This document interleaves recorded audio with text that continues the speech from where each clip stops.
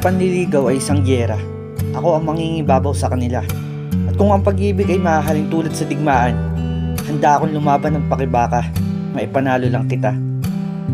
Dahil kung mahal mo ang isang tao, paglalaban mo, kahit sino pa ang makaharap mo, palaglang kahit kanino, dehado kung dehado, matalo kung matalo, pero wag na wag kang magkakamaling sumuko. Bigyan mo ng magandang laban ang mga makakalaban mo, dahil kapag gusto, may paraan. Kung ayaw, may dahilan. At kung kaya mo magmahal, dapat nakahanda ka ring masaktan. At huwag mo ding kakalimutan, hindi lang ikaw ang magkakagusto dyan, at hindi lang din ikaw ang magugustuhan yan.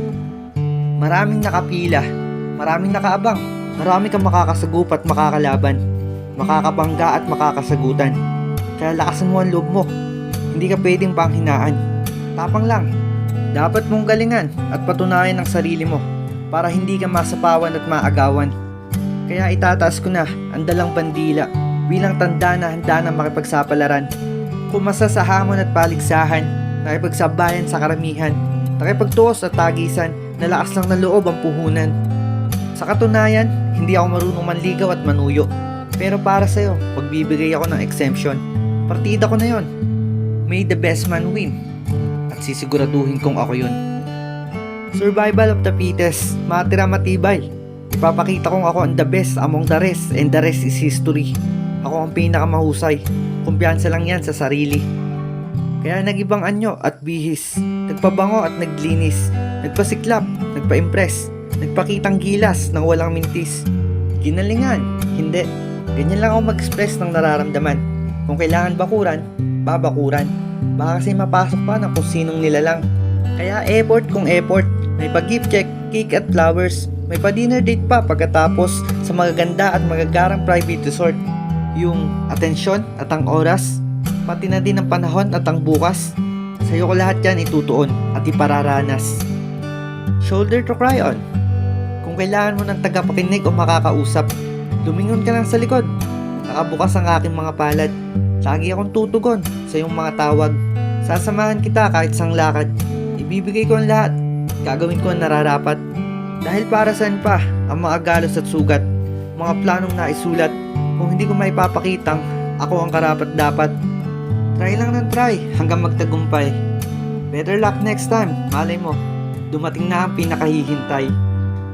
Kaya wala akong sasayangin na sandali. Mapataob lang ang mga katunggali. Wala nang sabi-sabi, wala nang paso-paso balik. Kahit kailan, hindi ako naging kunwari. At kung sakali, may makalusot na malandi, hindi maaari. At hindi yun mangyayari. Bantay sarado ko yan palagi. Ako ang nasa unahan ng bahaghari.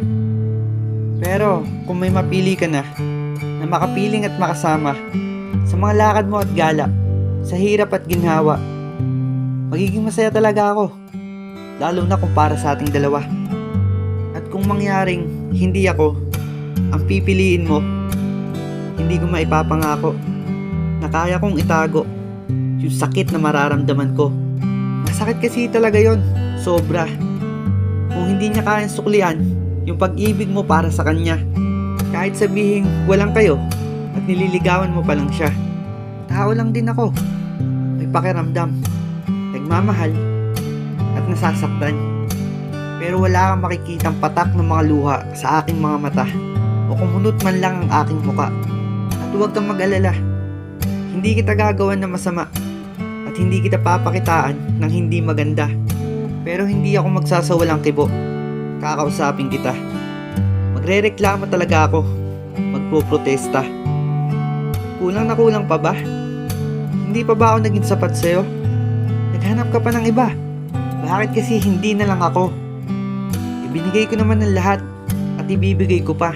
Pero kung siya man ang napili mo at kung siya man ang maswerteng taong nagustuhan mo, wala akong magagawa kundi tanggapin na totoo. Tanggapin ang pagkabigo at pagkatalo. Tanggapin na baka hindi talaga ako ang para sa'yo.